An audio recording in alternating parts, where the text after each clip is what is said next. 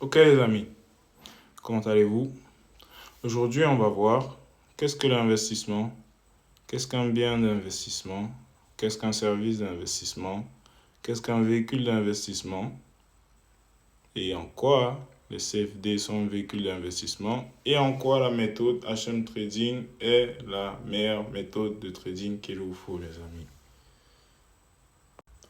Donc, qu'est-ce qu'un investissement? L'investissement, c'est la matière et le temps. La matière, c'est un actif, d'accord?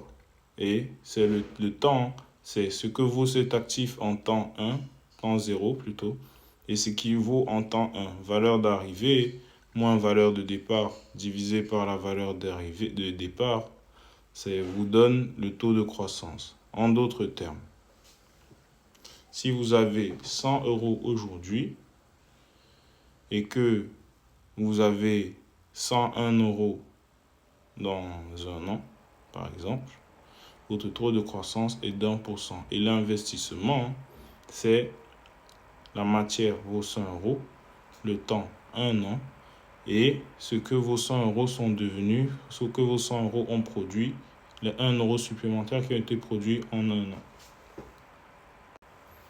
Maintenant, il y a les biens d'investissement.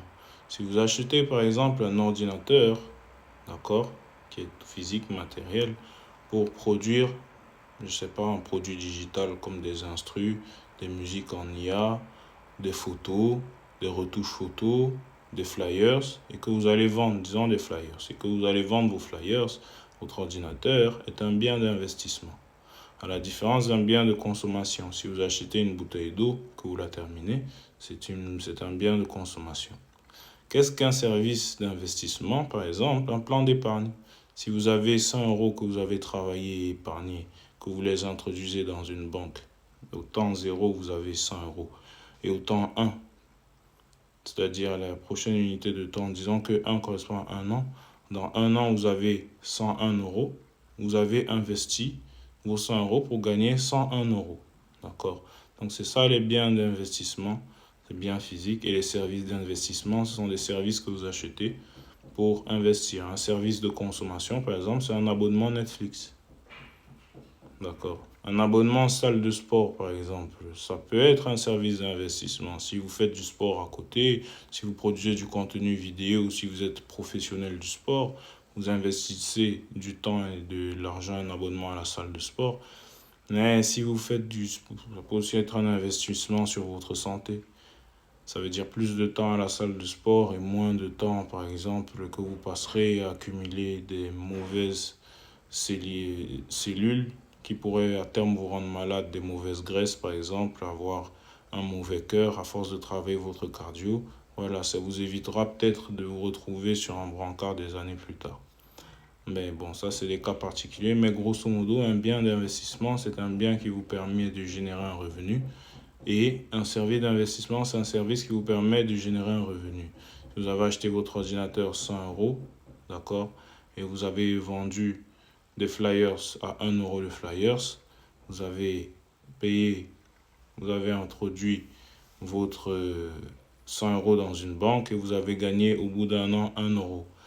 Voilà, vous avez acheté des biens et des services d'investissement. Maintenant, enfin, c'est quoi un véhicule d'investissement? Un véhicule d'investissement, ça va être tout bien, tout service que vous allez vous munir, qui est en fait créé, conceptualisé dans le but de créer des revenus supplémentaires à partir d'un capital de base. Je répète, un véhicule d'investissement, ça va être tout procédé que vous allez utiliser pour générer du revenu à partir d'un capital de base. D'accord? Le plan d'épargne, par exemple, est un véhicule d'investissement. D'accord? Certains contrats d'assurance sont des véhicules d'investissement. Que ce soit les contrats futurs, les contrats sur option, sont des véhicules d'investissement. L'immobilier est un véhicule d'investissement parce que vous allez acquérir du capital. Avec du capital, vous allez acquérir un bien et vous allez vous arranger à ce que ce bien vous produise des revenus, soit chaque semaine à travers des Airbnb, soit chaque mois à travers des loyers. Voilà. Et le but, c'est justement que les revenus générés par l'actif immobilier dépassent le capital que vous avez investi. Et c'est là que la différence du chiffre d'affaires lié au bien immobilier et du capital investi, cette différence va vous donner un revenu. Si je calcule, si je simplifie au max, parce qu'il y a aussi les taxes et les travaux, etc. Maintenant, en quoi les CFD sont un bon véhicule d'investissement? Si je compare au plan d'épargne, le plan d'épargne va être quoi? 1%, 2%, 3%, 5% par an si votre banque est généreuse. C'est-à-dire, si vous avez mis 100 euros, au bout d'un an, vous allez gagner, allez, pour une banque généreuse, vous allez gagner 5 euros. Vous allez vous retrouver avec 105 euros. D'accord? Bon. Maintenant, en termes de CFD, par exemple, si je vous montre, vous avez 100 euros. 100 euros dans un compte de trading, ça fonctionne exactement comme, comme pour une banque. C'est-à-dire que vous avez 100 euros de capital de départ. C'est que 100 euros là, ils ne vont pas bouger. Nous disons presque pas bouger. Maintenant, vous allez prendre des positions. Avec 100 euros, vous pouvez miser 1 euro contre 3 euros. Vous allez, comme j'ai fait aujourd'hui, vous allez gagner un trade sur l'Ethereum par exemple. Ça va vous faire 103 euros. Ça, ces 103 euros, vous les avez fait en moins d'une journée.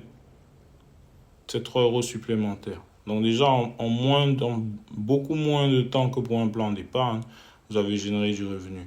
Ça veut dire le prochain trade que vous allez faire, vous allez commencer non plus avec 100 euros, mais avec 103 euros. Si vous perdez votre trade moins 1 euro, vous êtes à 102 euros. Il faut que vous perdiez 3 trades pour revenir à 100 euros. D'accord? Donc, ça, c'est si vous avez une bonne gestion de vos risques, qu'à chaque fois, vous tradez 1 euro, vous misez 1 euro pour gagner 3 euros. Donc là, vous commencez le prochain trade à 103 euros. Supposons que vous le gagnez encore, c'est ce que je vous souhaite. Vous allez maintenant arriver à 106 euros. D'accord? Ce sera peut-être le lendemain, ce sera peut-être 2 jours après, en fonction de l'opportunité de trade.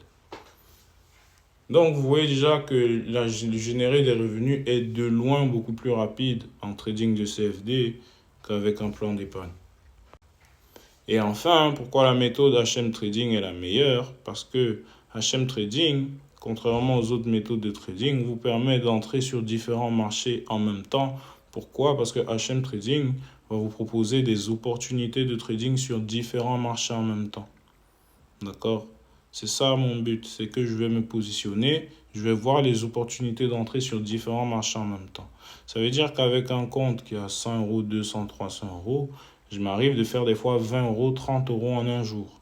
Ce que quelqu'un qui commence avec 100 euros et qui ne connaît pas la méthode HM Trading, qui fait le suivi de tendance classique, qui suit un marché à la fois, lui il va faire ça en 30 jours, 40 jours, un mois. Moi j'ai ces résultats. Déjà en une journée de trade, je peux faire 30% de mon portefeuille.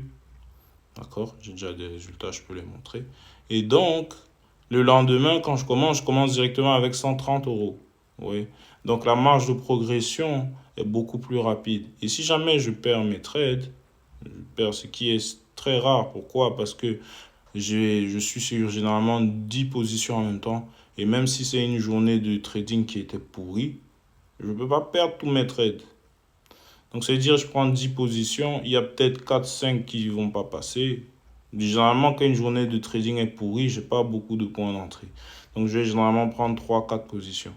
3-4 positions, même si j'en perds 2 ou 3, il suffit d'une position et c'est comme si j'ai rien perdu. C'est parce que mes positions, d'un point de vue défensif, mes positions sont diversifiées.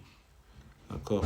Donc, voilà, c'est pourquoi HM Trading est la meilleure méthode de trading parce que d'un point de vue offensif, vous pouvez gagner beaucoup très rapidement sur une journée, sur plusieurs jours. Et de manière défensive, vous êtes diversifié, ce qui fait que il faut vraiment que vous ayez eu la pire journée possible pour sortir négatif. Généralement, il suffit que vous ayez 2-3 positions sur l'ensemble des positions qui sont positives pour être toujours positif. Parfois, vous avez une seule position gagnante, les autres ne sont pas passées et c'est comme si vous n'avez rien perdu.